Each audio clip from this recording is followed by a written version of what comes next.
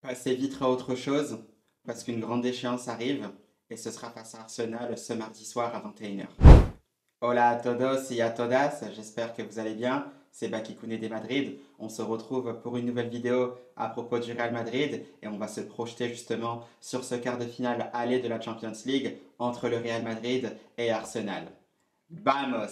Eh bien, ça y est, Los Chavales, on y arrive petit à petit. Le retour de la Champions League arrive très bientôt. Ce sera ce mardi du côté de l'Emirates Stadium.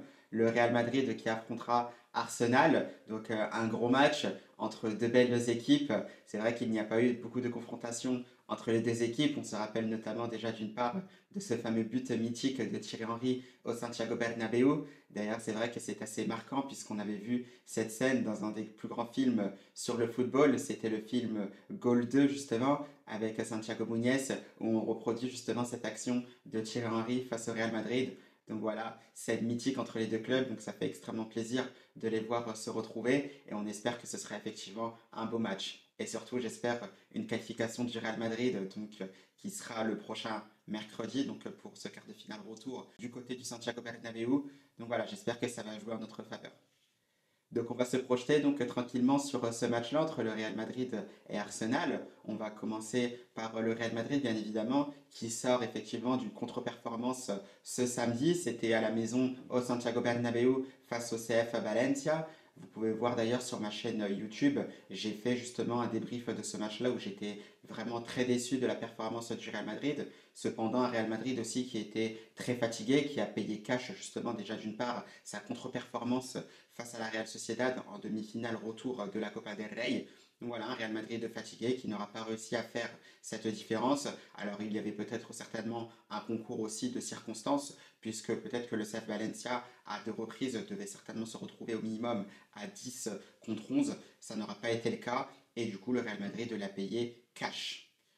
Donc voilà, c'est vrai que c'est assez difficile à encaisser. Maintenant, la Liga, on l'a peut-être dit adieu justement à cette Liga, puisque le Barça a fait certes un match nul, mais c'est un FC Barcelone qui compte maintenant 4 points d'avance sur le Real Madrid, ce qui est assez énorme finalement, puisqu'il y a ce goal à virage particulier, comme on l'avait déjà souligné, ce qui fait que voilà, ça complique fortement les chances du Real Madrid pour remporter cette Liga. Mais c'est vrai que comme le Barça a manqué de peu de gagner face au Betis Sevilla, on va dire que le Real Madrid reste encore en sursis. Donc à voir ce qu'il se passera. Donc voilà, malgré toutes ces contre-performances, il faudra vite se reconcentrer sur ce quart de finale aller de la Champions League. Un Real Madrid, effectivement, qui ne fait pas sa meilleure saison. Ancelotti n'a pas encore trouvé, effectivement, un 11 vraiment type, puisqu'on voit que ça tourne quand même pas mal au milieu de terrain. On voit que par moments, ça tourne aussi pas mal sur le front de l'attaque. Pareil en défense, finalement. Donc on voit que, par exemple, que Vinicius Junior et Kylian Mbappé ont l'air d'être des titulaires indiscutables. Par moments, c'est vrai que ça se joue un peu aussi entre Rodrigo Goes et Brahim Diaz, même si c'est vrai que le Marocain, lui, de son côté, ne commence pas forcément très bien les matchs. On l'a également vu face justement au CF Valencia ce samedi, un Brahim Diaz d'ailleurs qui était vraiment déçu de sortir. Je pense d'une part peut-être déçu de sa performance et aussi déçu du fait que ça soit certainement le premier à sortir. Donc c'est vrai que c'est un peu compliqué de ce côté-là. Au milieu de terrain, si effectivement Jude Bellingham, lui, est un titulaire indiscutable, c'est vrai que ça tourne pas mal entre les autres. On peut effectivement se dire que Fede Valverde aussi est un titulaire indiscutable au milieu de terrain, mais c'est vrai qu'avec les absences en défense, notamment celle de Dani Carvajal, et que Lucas Vazquez ne donne pas entière satisfaction en tant que latéral droit, surtout sur le plan défensif. On voit un Fede Valverde qui coulisse en tant que latéral droit, donc ce qui fait que ça tourne entre Camavinga, Chouameni, Luka Modric, avec Dani Ceballos aussi qui a repris l'entraînement cette semaine. Il pourrait être dans la liste justement pour cette confrontation aller face à Arsenal à l'Emirates. Donc on attend de voir, mais tout ça pour dire qu'il y a de la confusion puisqu'on n'a pas vraiment d'équipe type. Et en défense, c'est pareil. Alors c'est vrai qu'il y a eu Raúl Asensio, notre jeune pépite, notre crack que j'aime beaucoup. D'ailleurs, il n'était pas là face au CF Valencia, il est resté sur le banc. Mais on sent qu'avec Anthony Rudiger, les deux font un peu cette charnière centrale type pour le reste de la saison. À gauche, bah, on ne sait pas trop parce que c'est Fran Garcia peut-être, donc ça tournait notamment avec Fernand Mendy qui sera peut-être aussi de retour. On a vu aussi Camavinga en tant que latéral gauche face à la Real Sociedad où c'était un peu compliqué. la seule satisfaction ou la seule certitude finalement, c'est qu'on retrouve Vini Junior, Mbappé, Bellingham et bien sûr Thibaut Courtois, titulaire indiscutable à 100% dans cette équipe du Real Madrid. Pareil aussi pour Antonio Rudiger que j'avais oublié de rajouter. Il en va de même pour Fede Valverde, peu importe le poste dans lequel il est aligné. Donc voilà, c'est un Real Madrid qui arrive sans vraiment de certitude, mais c'est vrai que c'est un Real Madrid aussi qui marque quand même beaucoup de buts, qui marque quasiment à chaque match, qui arrive à rester rarement muet dans un match. Donc ça, c'est le point positif, mais voilà, c'est le côté défensif qui pose énormément de problèmes, puisque c'est un Real Madrid qui encaisse énormément de buts. C'est un but à chaque match, pour pas dire deux, voire trois buts. Vous vous en rendez compte, quatre buts face à la Real Sociedad, deux buts face au CF Valencia et en une semaine, et surtout au Santiago Bernabéu à la maison.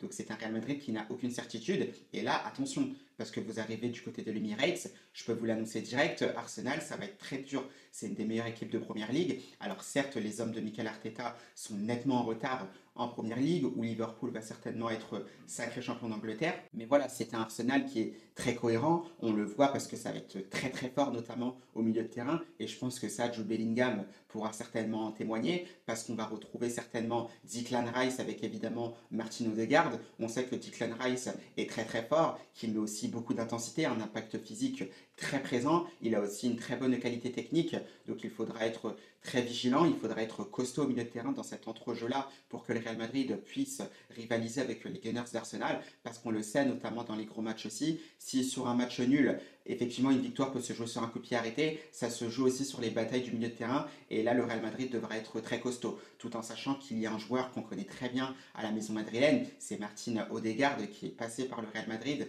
malheureusement qui n'aura pas réussi à exploser au sein de la Casablanca, un Martin Odegaard qui fait partie aussi des meilleurs joueurs de Première Ligue, une qualité de pied gauche assez exceptionnelle. Il y en a très peu effectivement qui ont cette qualité-là dans le monde professionnel. Donc voilà, il faudra effectivement se méfier de Martin Odegaard. Il arrive souvent à trouver des décalages assez incroyables aussi, une qualité de passe, comme je disais, nettement par moment au-dessus de la moyenne. Donc voilà, c'est un joueur très technique, il faudra s'en méfier. Il a aussi quand même un volume de jeu assez important, donc attention à ça. Et surtout l'homme fort d'Arsenal, qui est de retour aussi depuis quelques jours, qui joue sur l'aile droite notamment, c'est leur numéro 7, c'est Bukayo Saka, qui est aussi un excellent joueur. Je sais que par moments, c'était un moment aussi où je ne faisais pas forcément beaucoup de vidéos. J'étais un peu mitigé sur Bukayo Saka, où je me disais j'attendais encore qu'il fasse ses preuves. Depuis, l'international anglais a fait ses preuves. Il fait nettement partie pour moi des meilleurs joueurs du monde. Incontestablement, il fait partie des meilleurs joueurs de Première Ligue. On sait, il a une qualité de percussion assez importante. Il aime bien aussi combiner, notamment avec Odegaard. Par moments, c'était aussi avec Kai Havertz. Malheureusement, l'international de la Mannschaft est blessé. Il sera certainement absent pour ce match face au Real Madrid. Mais voilà, c'est un Bukayo Saka qui aime combiner, qui n'hésite pas aussi à prendre sa chance avec son pied gauche pour enrouler aussi au deuxième poteau. Il est aussi présent dans la surface de réparation lorsque Arsenal arrive en attaque placée avec des centres qui se déclenchent. Donc attention à ça. Donc Bukayo Saka, oui, élément important à surveiller. Maintenant, peut-être qu'il manque un peu de rythme, à voir comment il sera face au Real Madrid, mais il faudra se méfier de lui. Donc tout en sachant que le Arsenal joue aussi avec un faux numéro 9, il me semble que récemment c'était Mikel Merino qui avait pris en charge ce poste-là, il avait claqué aussi pas mal de buts. Donc voilà, c'est un jeu d'Arsenal à la style Arteta finalement. Là, ils sont un peu avec un faux numéro 9, mais c'est aussi un jeu de possession. C'est vraiment très en place, c'est aussi huilé. Donc voilà, on va être mis en difficulté, ça, il ne faut pas en douter.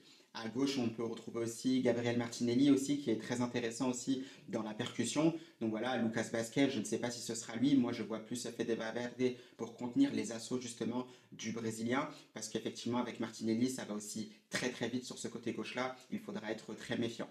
Et puis surtout, une des forces d'Arsenal, c'est que voilà, depuis quelques saisons, ils sont aussi redevenus très très solides défensivement, à l'image d'un joueur que j'aime aussi beaucoup, un international français, donc ça me fait plaisir aussi d'en parler, c'est William Saliba qui aura aussi stabilisé cette défense d'Arsenal. Le français fait incontestablement partie des meilleurs défenseurs du monde, et surtout on le sait, notamment depuis le dernier Euro, c'est un joueur qui est dans la shortlist du Real Madrid pour pouvoir rejoindre la capitale espagnole l'été prochain. Donc Saliba va être surveillé de très près. Donc il va être sous la loupe certainement des dirigeants madrilènes. Moi aussi pour ma part parce que j'aimerais bien voir ce que ça donne dans un match face au Real Madrid. Donc à William Saliba qui aura largement stabilisé cette défense d'Arsenal et aussi il a des points forts parce qu'il est très solide défensivement. Il a une intelligence du jeu assez élevée. Il arrive à bien lire justement les lignes de passe de ses adversaires et surtout c'est sa qualité technique pour pouvoir relancer les ballons à partir de derrière parce que justement c'est un atout fort d'Arsenal pour relancer court justement et pour lancer les transitions rapides des Gunners, pour trouver Declan Rice, pour trouver Martin Odegaard notamment.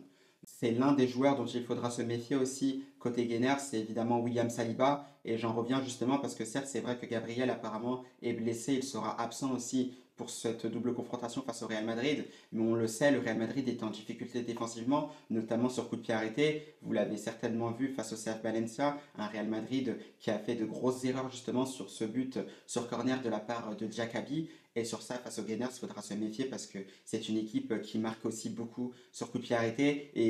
Et justement, ils ont un joueur, c'est William Saliba, qui est très à l'aise aussi dans ce domaine-là, dans le domaine aérien. Il peut prendre aussi des ballons de la tête. Donc ce sera évidemment un challenge pour Raúl Asensio et Antonio Rudiger. Donc voilà pour la présentation d'Arsenal. C'est une équipe, je pense que le Real Madrid aura très bien observé, une des meilleures équipes d'Europe. Ce sera un quart de finale de la Champions League. On peut voir d'ailleurs aussi ce tableau final de la compétition où le Real Madrid affronte Arsenal. Le PSG lui retrouvera Aston Villa, le Barça face au Borussia Dortmund et surtout le Bayern Munich face à l'Inter. Donc ce sont de très belles affiches en quart de finale. On peut déjà se projeter sur les futures demi-finales. Donc le Real Madrid, s'il était amené justement à vaincre Arsenal, il se retrouverait face au PSG ou face à Aston Villa. Donc ce sont de très grosses demi-finales. Et surtout pour peut-être se retrouver face au Barça, face au Borussia Dortmund, face à l'Inter ou encore face au Bayern Munich. Donc tout est possible, mais il y a des étapes à passer avant cela. Et cette étape à passer, ce sera déjà passer le cap Arsenal pour commencer à l'Emirates Stadium donc ce mardi en Champions League et on verra bien ce qu'il se passera par la suite. Donc voilà pour la présentation d'Arsenal. Maintenant on sait que le Real Madrid va aussi arriver avec ses forces. C'est une équipe d'Arsenal aussi qui concède des buts, qui fait preuve aussi d'irrégularité et on le sait, le Real Madrid a quand même des arguments de poids, notamment ses atouts offensifs. Pep Guardiola déjà en parlait aussi, l'entraîneur de Manchester City, quand le Real Madrid avait affronté son équipe. Il disait que c'était déjà très compliqué aussi de stopper Vinicius, Mbappé, Rodrigo et Bellingham pendant 90 minutes.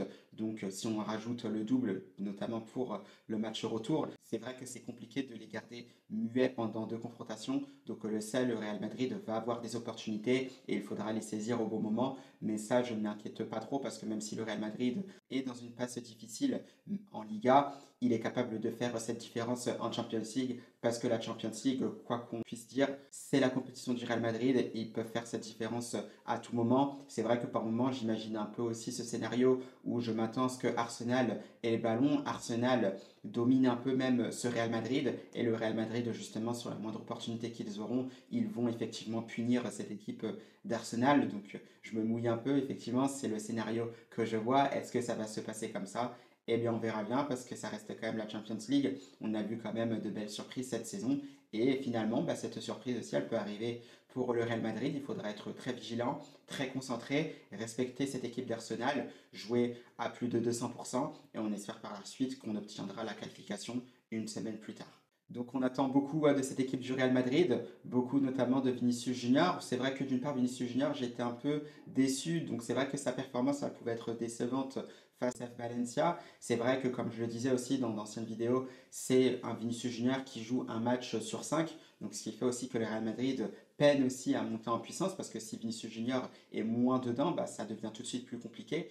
Donc on attend beaucoup mieux pour l'international brésilien. C'est vrai que j'ai été également déçu aussi de voir qu'il avait été sifflé du côté du Santiago Bernabéu, mais d'une part, je ne suis pas vraiment surpris parce que dites-vous qu'il y a des joueurs comme Cristiano Ronaldo qui étaient sifflés également parce que par moments les performances pouvaient ne pas être à la hauteur, donc c'est quelque chose qui est normal. Au Real Madrid, on attend toujours plus, on attend toujours effectivement que les joueurs soient au niveau, et ça je pense aussi que ça peut faire du bien à Vinicius Junior, parce que ça montre encore une fois que rien n'est acquis pour être vraiment au top niveau, tout simplement pour y rester, surtout parce que le plus difficile finalement c'est d'y rester, et ben, il faut que les performances restent régulières pour pouvoir justement atteindre ses objectifs. Je comprends effectivement cette frustration, cette déception des supporters madrilènes, mais malgré tout, il faut quand même encourager Vinicius Junior. On sait de quoi il est capable, même quand il n'était pas bien, on a vu qu'il était capable de marquer ou de lâcher une superbe passe décisive, donc on est persuadé qu'il peut faire cette différence face à Arsenal.